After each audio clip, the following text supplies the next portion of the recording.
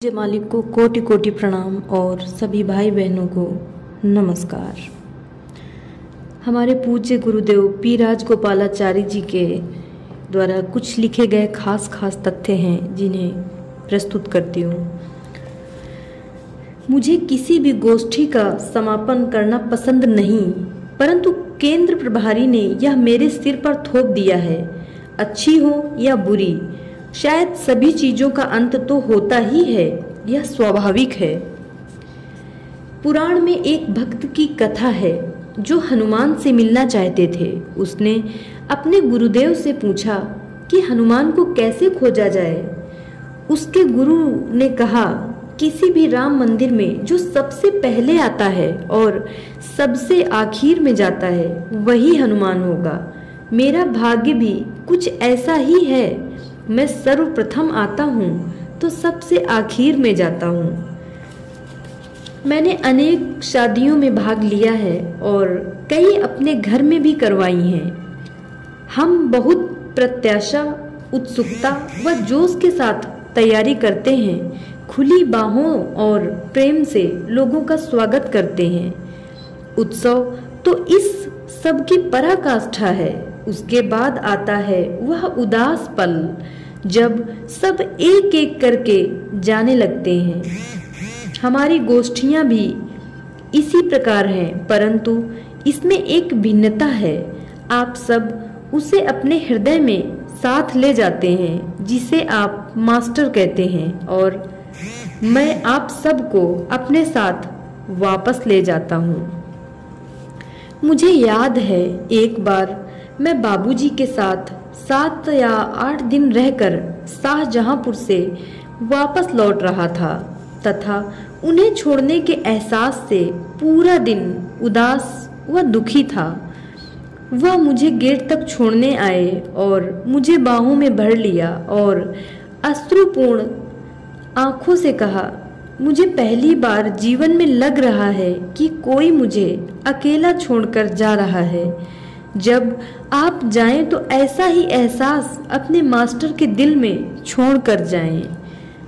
आपको बिछुड़ने समय दुख होना स्वाभाविक है, परंतु मास्टर के मन में उदासी का भाव पैदा करना विलक्षण है।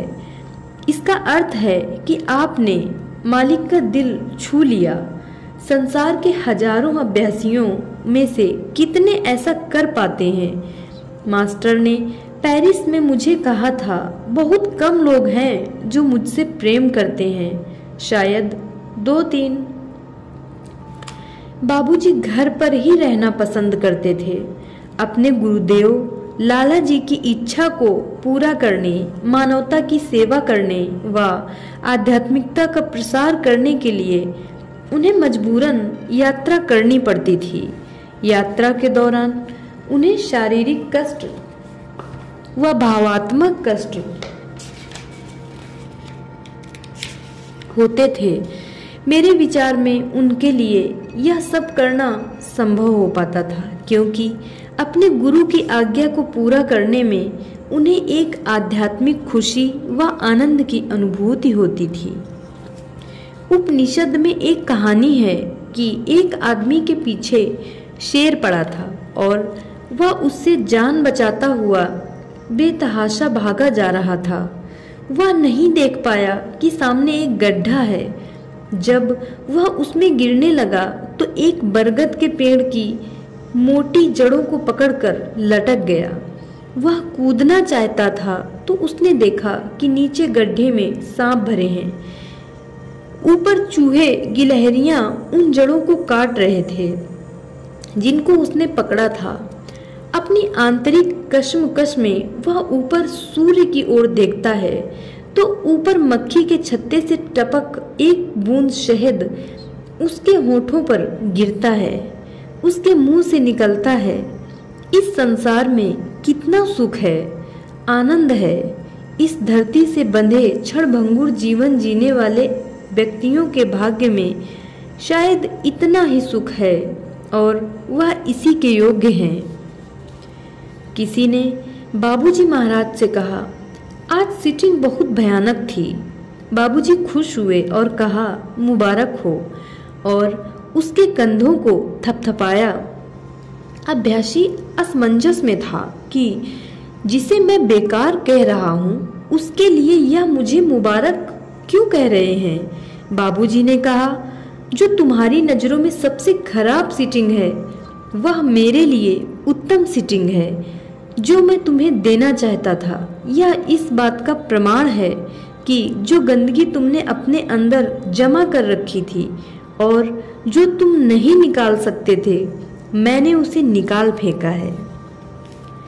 बचपन से लेकर बुढ़ापे तक जो हम हासिल करते हैं और जो हमारी अपेक्षाएं होती हैं, उनमें बड़ा अंतर होता है। हमारे लिए क्या अच्छा नहीं है यह जानने के लिए बुद्धिमत्ता की आवश्यकता है। इस कारण दयालु प्रकृति कभी माँ, कभी गुरु और कभी ईश्वर के रूप में जो हमारे लिए अच्छा नहीं उसे रोक देती है। कई बार हम नाराज होते हैं, गुस्सा होते हैं और ईश्वर से कहते हैं, मैंने पूरा जीवन तुमसे प्रार्थना की और मुझे क्या मिला। तब ईश्वर कहता है, जो तुम चाहते थे वह तुम्हारे लिए अच्छा नहीं था, इसलिए मुझे उसे रोकना पड़ा। बाबूजी महाराज कहते थे कि आधुनिक परिस्थितियों में संत बनना कठिन है। संत बनने के लिए 3 चीजों की आवश्यकता है, इल्लत, किल्लत और जिल्लत। इल्लत आर्थिक कमी जो तुम्हारी जरूरत है, उससे कम पैसा ताकि तुम बुद्धिमत्ता से सोच समझकर खर्च कर सकोगे, अयाशी की ओर नहीं जाओगे।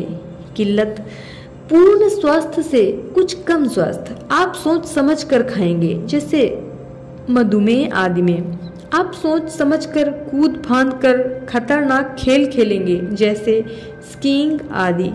मैंने इसका जिक्र इसलिए करा है क्योंकि बाबूजी कहते थे, मानव जीवन पवित्र है, यह विकास का उच्चतम स्तर है और इसका संरक्षण करना चाहिए। आप यह सब तमंगे जीतने के लिए करते हैं। आपको यह सब स्वर्ण व प्लेटिनम तमंगे अपने आंतरिक यात्रा में जीतने चाहिए। मैं आपको विश्वास दिलाता हूँ कि यह आंतरिक चुनौतियाँ भौतिक चुनौतियों से कहीं कठिन है। आध्यात्मिकता में वे पहाड़ हैं जो आप सोच भी नहीं सकते और चढ़ भी नहीं सकते।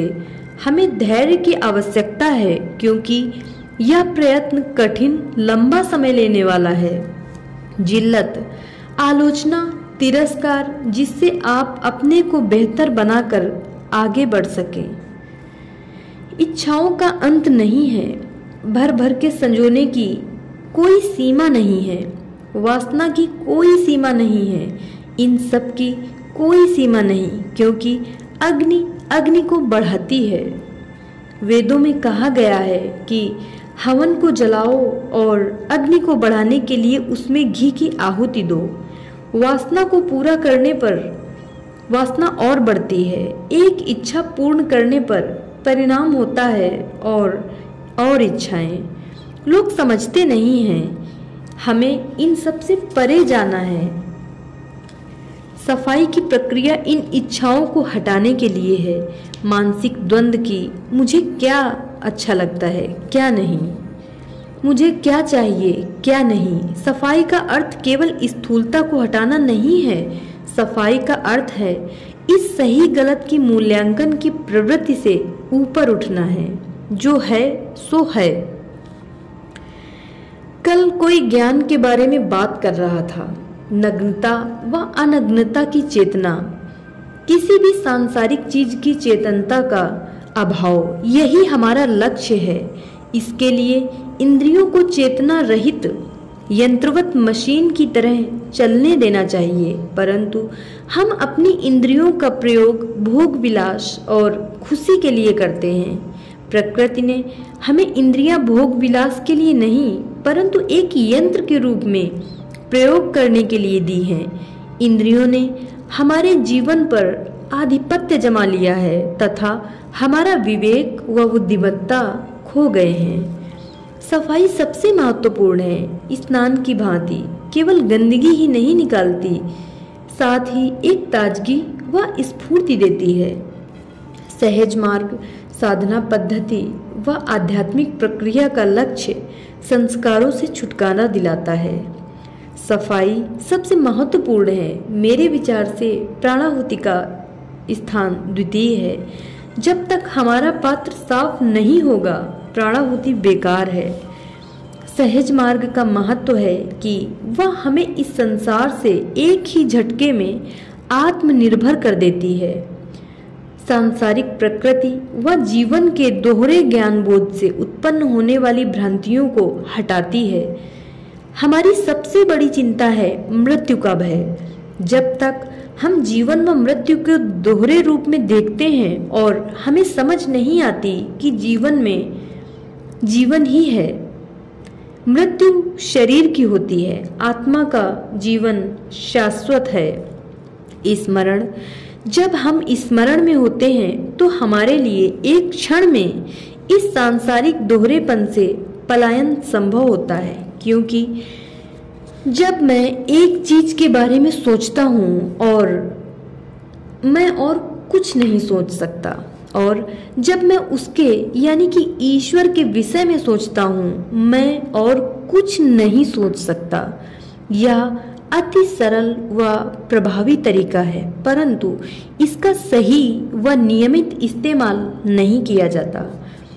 हम ऐसे संसार में हैं जहां हमें सब कुछ खरीदना पड़ता है, हमें पानी के लिए पैसा देना पड़ता है। जापान में ऑक्सीजन पार्लर है, शीघ्र ही हवा और धूप के लिए भी पैसा देना पड़ेगा। जीवन और कठिन होता जा रहा है। इसी कारण कुंठा का जन्म, अधिक नशीली दवाइयों का सेवन और आत्महत्या की ओर झुकाव। इस संसार से बाहर जाने का रास्ता आत्महत्या नहीं है। सहज मार्ग वह रास्ता है जिसमें आप सब कुछ छोड़ देते हैं, बिना कुछ छोड़े, क्योंकि एक क्षण आप यहाँ हैं और जब आप आंख बंद करते हैं तो आप दूसरी दुनिया में होते हैं। दुर्भाग्यवश जब तक हम इस शरीर में हैं हमें बार बार वापस आना पड़ता है, लेकिन उल्लेखनीय है कि जब हम इस दुनिया में लौटते हैं और उस दुनिया जिसमें हम ध्यान के दौरान थे उसके बाद उससे उसके ज्यादा बन चुके होते हैं। यह सहज मार्ग का वायदा है। यही हमें इस पद्धति में बांधे रखता है। यही हमें अपने अनुभवों को बांटने के लिए एक दूसरे के करीब लाता है। जब हम ध्यान करते हैं तो हमें अति खुशी, आनंद व मन की संतुलित स्थिति का अनुभव होता है। हम उसमें इतना डूब जाते हैं कि विवेकानंद के इतना ज्ञान ही नहीं होता है कि हम कहाँ हैं। शरीर हमारा अस्तित्व समाप्त हो जाता है। महान आत्मा से संपर्क, इन सब का सुनने पर हम बाहर आते हैं और अपने चारों ओर देखते हैं कि बिल्कुल मैं अपने उसी परिचित वातावरण में हूँ जहाँ मैं था। कि रखने आशा है कम होते हैं। आप इस साधना के महत्व को पहचानोगे जो केवल प्रातः तीव्रतम 45 मिनट का ध्यान, 15 मिनट की सफाई और रात्रि की प्रार्थना ही ध्यान तक का समय होता। आपको 24 घंटे में केवल 1.5 घंटा देने की आवश्यकता है, जो कि आपके जागने व सोने के समय का केवल 6% है। एक कमी रह जाती है, केवल 6% के बदले आपको मिलती है शाश्वतता का संयोग मिल जाता है। तभी अंतिम लक्ष्य की प्राप्ति संभव हो सकती है। सभी महान संतों का यह सुस्थिर मत है। मेरे साथ एक कठिनाई और है। बड़ी जल्दी